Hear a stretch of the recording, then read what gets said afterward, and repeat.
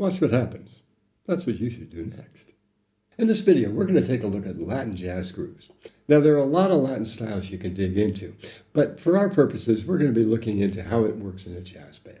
You're going to learn 3 basic grooves and how to use them in small groups and duos. And stick around to the end for a cool pro tip. Before we get started, a little background. Up until about 1960, if you were playing jazz, swing was the thing, and it was the only thing.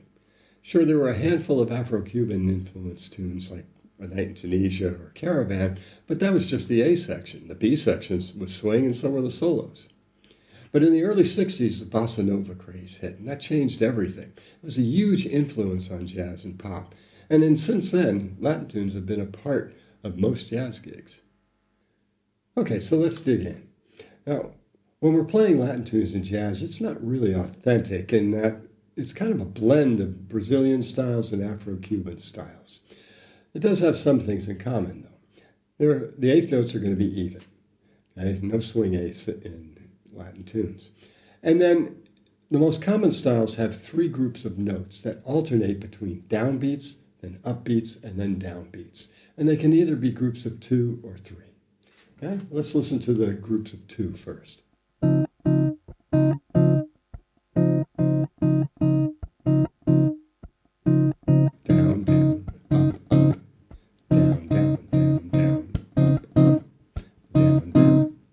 And now the groups of 3. Down,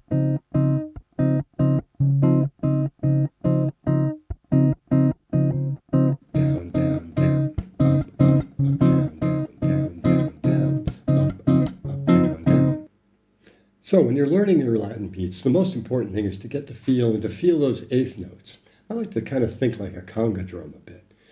You should, of course, use a metronome or a drum machine, but you're going to be the drums first. So mute the strings, but now we want to get the accents.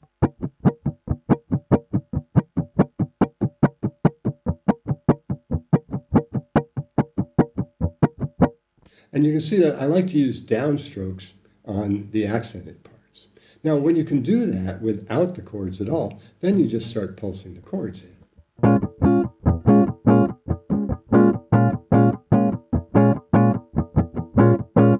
And of course, you can do that with the 3 pattern too.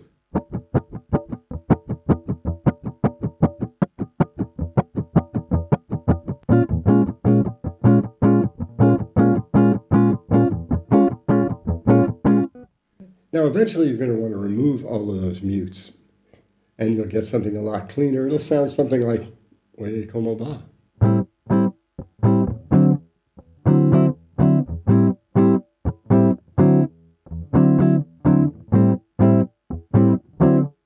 Now, you don't want to be rigid about this.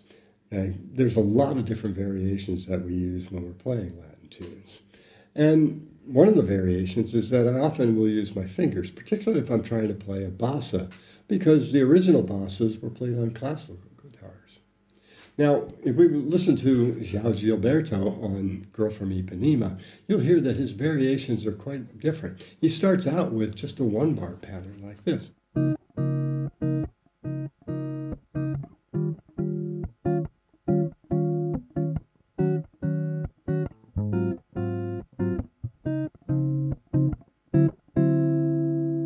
as he goes through the tune, you'll hear more and more variations. The one thing that happens all the time is that the first two beats are downbeats. So 1, 2, and then what happens after that will be a lot of variation.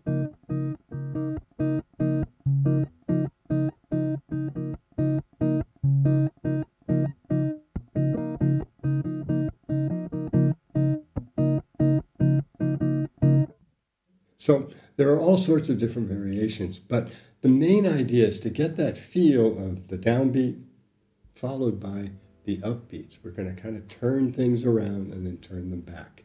And so that's the most important part. Now, another variation you can use is to play bass notes along with your chords. And the bass lines are fairly easy on these. I mean, you could just play roots.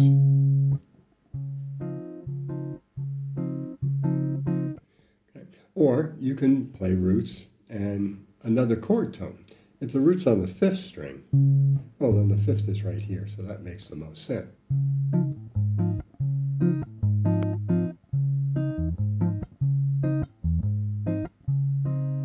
But if the root's on the 6th string, well, most of our voicings, we're kind of muting the 5th string, so you have to kind of figure out how you want to do that. For a minor 7th chord, I might do something like this.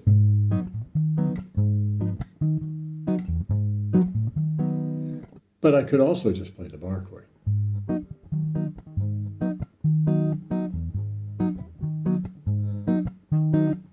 It's up to you. Now, notice that the bass line can be either just half notes, okay, but we're going to anticipate some of those notes. And one way to do that is to play a dotted quarter 8th note pattern. Now, in a bossa, we're going to change the bass note on the 8th note, though.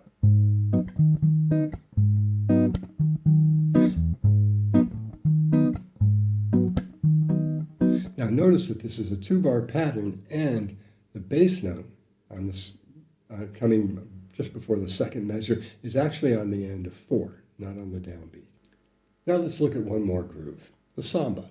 Now this is a jazz samba, so it's not to be confused with the samba that you'll hear at Carnival in Rio de Janeiro. It has some similar characteristics, but it's a little different. But first, it's in cut time, and that means that it's in 2-2, and so we're counting in 2. 1, 2, 1, 2, and it's quite fast. It still uses the downbeat, upbeat, downbeat pattern, but this time it's going to be 2 beats, 3 beats, and then 2 beats. So it'll sound something like this. Now, if you're playing bass notes, the bass notes are just half notes. But there's usually this little bit of a grace note in there that gives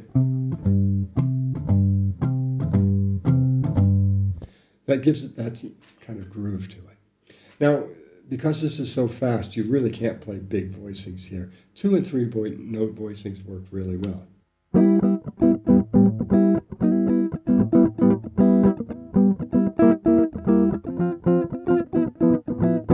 And sometimes, rather than playing the rhythm, you're just going to simply play 1 chord per beat.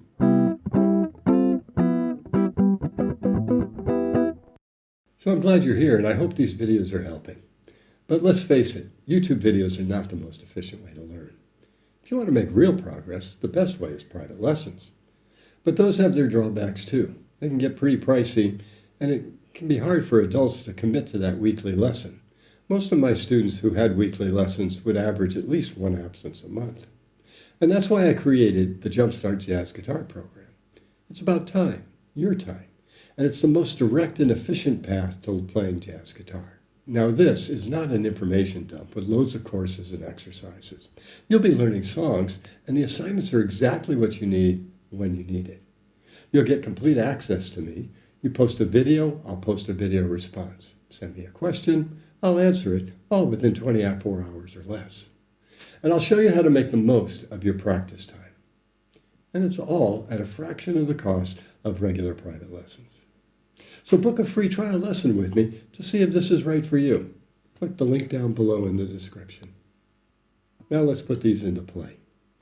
The roll is a little different when you're playing a Latin tune. In a swing tune, I'm either going to be playing time or accents, which are essentially fills. But in Latin tunes, we're pretty much going to be responsible for the groove and the rhythm.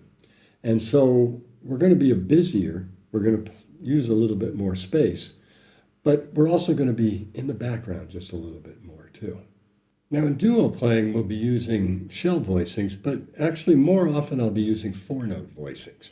We can get away with that because, again, this is going to be a more solid rhythm style where we're in the background and a little less intrusive. And so when we add that extra note, it's probably not going to interfere with the singer. I use a lot of bass and chords where I'm alternating there. And then also arpeggiations. But the key is really to maintain the rhythm. So if I was going to play Girl from Ipanema, it's something like this.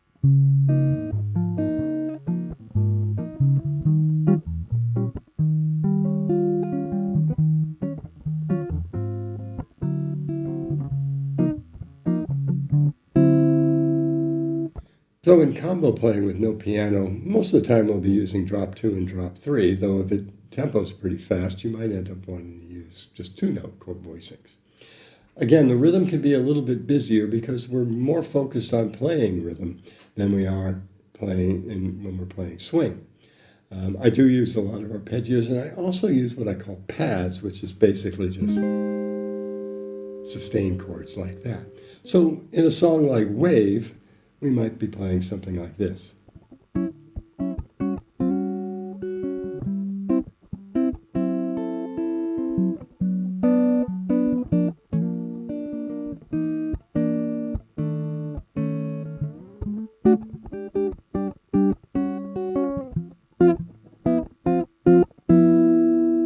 And then on the bridge, maybe we do something like this.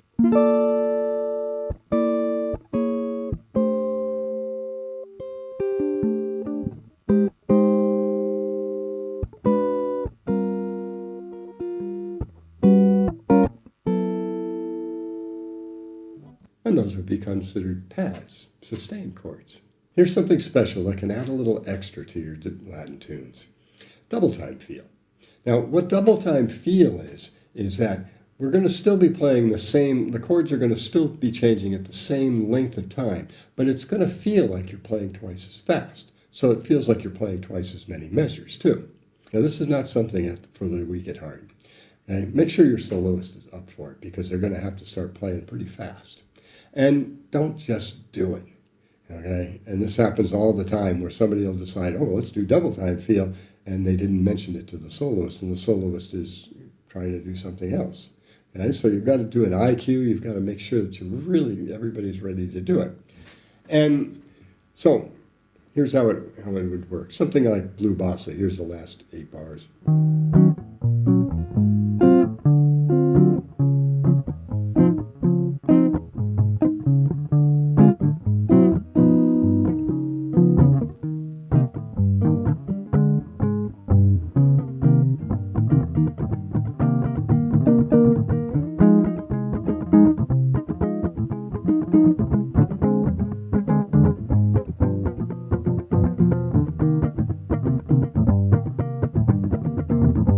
So you can see that those 2 chords that were lasting 2 bars, actually feel like they're playing 4 bars.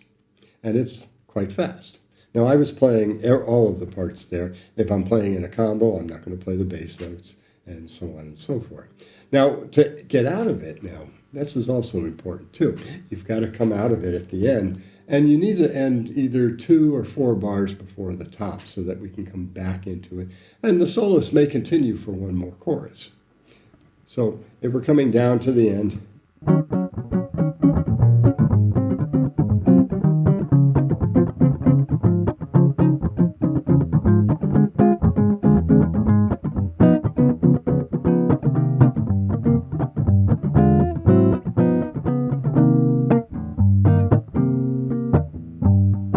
so don't do this all the time. Don't overuse it because it's a special effect.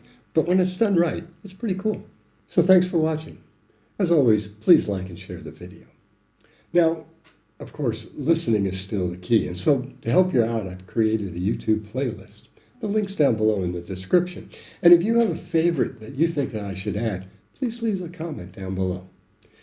See you next time.